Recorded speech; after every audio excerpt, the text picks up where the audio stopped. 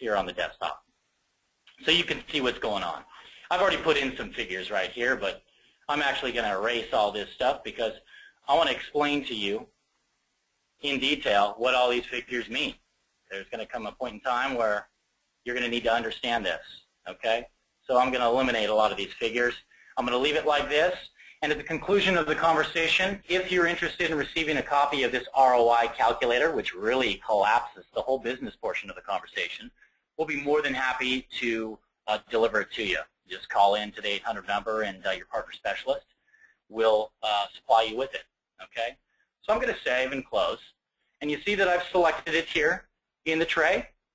I'm going to move on to step 2, okay? So step 2, when and how do you want to back up? Now, the major pain point, ladies and gentlemen, with online backup is that initial seeding process. That's what takes the most amount of time. Industry-wide, we're not the only ones, okay? That is the pain point. Now, your question to me is going to be, great, Brett, well, how does SOS overcome this hurdle? How are you unique compared to the rest of the providers? Well, I'll tell you what. We'll never limit you to the amount you can give us or what speed you can give us that amount on a daily basis, okay? You and I both know the limitations will be on the customer end as far as their connectivity speed, but it's good to know your provider won't limit you to, like many do out there. Some providers will limit you to 2 to 4 gigs of upload speed, upload amount a day, or a upload speed of 500 kbps. We'll do neither. In fact, I've seen uploads with our device and our application here as fast as 15,000 kbps, okay? So once the initial achieves, it'll be good for you to know, you'll be glad to know that we do backup just on changes, okay? We're only going to be taking the block level changes of each document, allowing this to be a very passive and fast utility. You don't want something that's going to be running all the time in the background like many applications are that are out there. You'll have full control over when those intervals occur, okay? So once the initial achieves, you'll come back into the product, check this box to run the scheduled backups, and then choose the frequency or intervals. So you could have that product running as often as every 1 to 12 hours. You could have it going as much as once daily, once weekly, or once monthly. Okay, that's totally up to you. You have full control over that. As I mentioned, it's not running in the background at all times, sucking performance or local resources. Now, if this is for an environment or this is for a server-based backup, checking this box comes in real handy. That allows you to run the backup even when the Windows user is not logged on. So for the server-based backup, if it logs off, that will create an automatic task in the Windows Task Manager to log that machine on prior to launch of the product. Okay. Now, I'm going to unselect those boxes because what we're going to attempt here is an initial backup. So I don't need to have those boxes checked. But I want to explain to you, for some of you customers that are out there and some of you partners, potential partners that are out there, what you're seeing, what we've done here is we've created a schedule, okay? And if you can think about for a second, if you have a customer with over 50 systems in their network, going from node to create a schedule would be labor intensive. So we have a solution for that. Our solution is a system we call Pulse, and I'm showing this to you on your screen right now, where you can create a backup policy.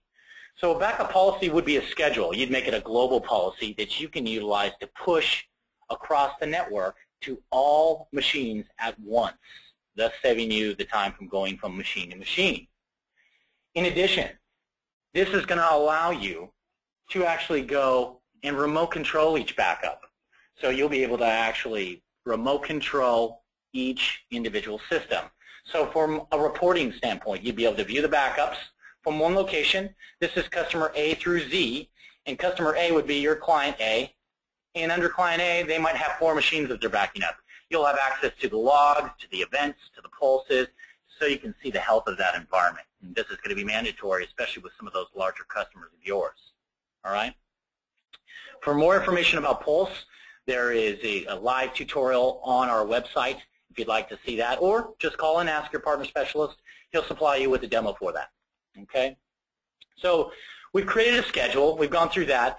Step 3 is the reporting mechanism. Now, you see that if you had Pulse, that would be your #1 mechanism for reporting. But in the event you don't have Pulse, Step 3 will allow you to email a backup report to 2 designated email addresses, indicating the success or failure of that backup. Okay? And I'm just going to put in my email address here so we can see that, and go to the next step. So The next step is that the backup is ready to go. The setup is complete. You check to run the backup now, then hit finish. And it's going to go ahead and encrypt, compress, and transfer that document. So let me hit this show details box and tell you what's going on here. How secure is this product? Well, we feel we use the most superior level of encryption in the industry. We use the military-grade DoD standard AES encryption.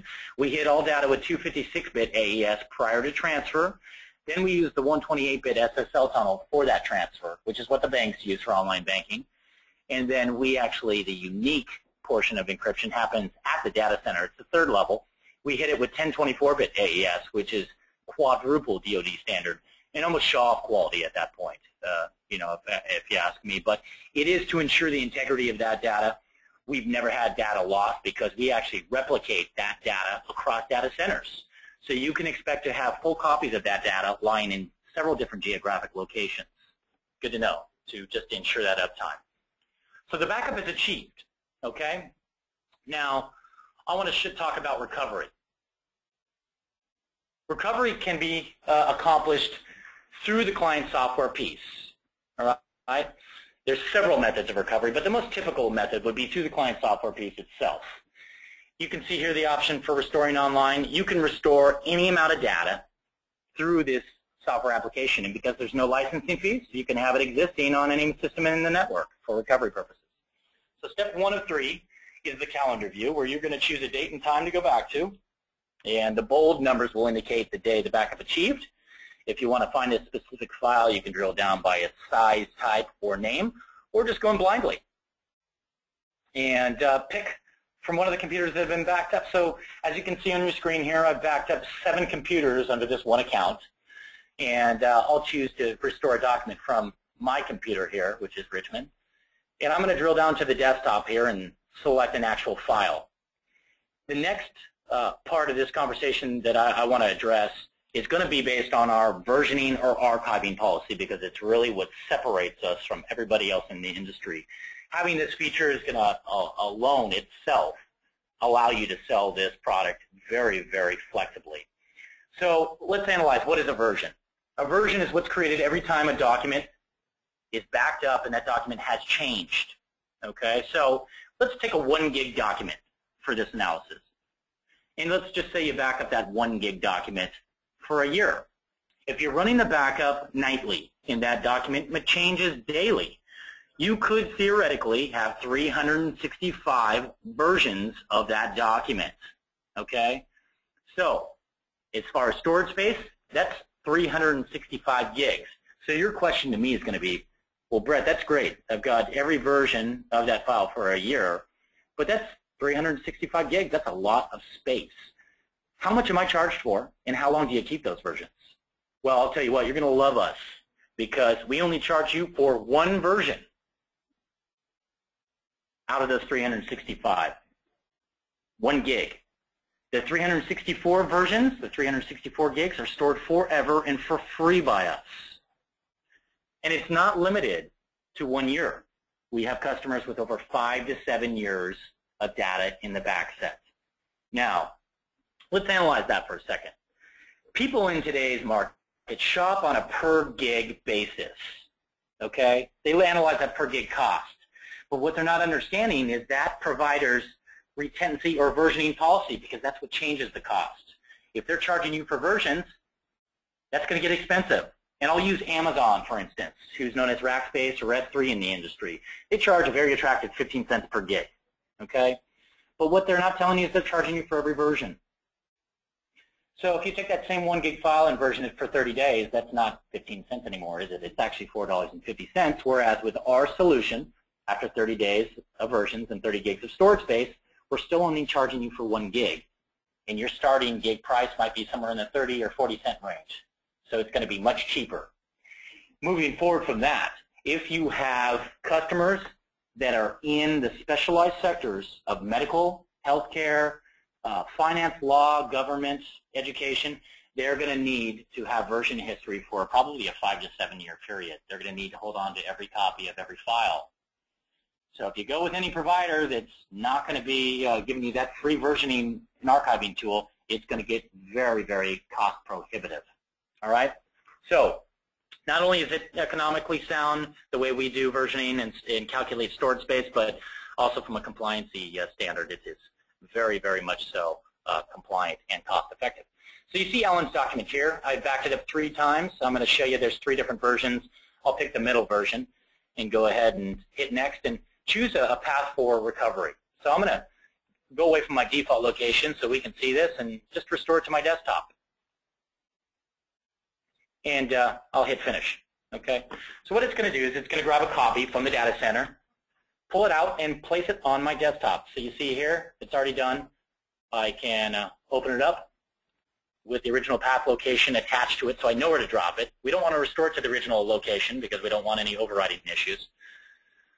But here it is. This is Alan's document right here. So pretty quick and simple. Now, let's entertain the notion that your technicians, maybe you yourself or your customer out on the road, and they don't have this client software application. Will they still be able to recover documents? My answer to you is yes. As a partner, we're going to give you an external file sharing capability through our web portal here. So as a partner, you're going to have a portal that looks, and I've got way too many tabs open here. Let me click down here and pick one. I'm going to go into my account portal system. This account portal system will be, the URL name will be redone, so it says my account managed offsite backup, for instance. There'll be no SOS presence there, and this is going to enable both you and your customer to access their data anywhere they can get a browser. And I'm not talking about just from a PC or laptop. I'm talking about from a mobile phone too. So this is just going to open up the doors for your ability to service them, to access and share data. Okay? So let's pretend for a minute that you're my customer, I'm your IT guy. I'm going to put in the username and password on your account. I'm going to log in, and it's going to take me into your account. Okay? And it's going to show me all the different computers you've backed up in the tray here, and I can scroll through the window and look at every one of them. Now, the quick way of finding one document from all 7 computers is going to be to the recover, share, search. Okay? So I'm going to put in webinar and the first number, which is 5, remember it was 5411, and it's going to bring up that document that was backed up. Okay? Now, to get this to you as quick as possible, I could just go ahead and simply share it with you.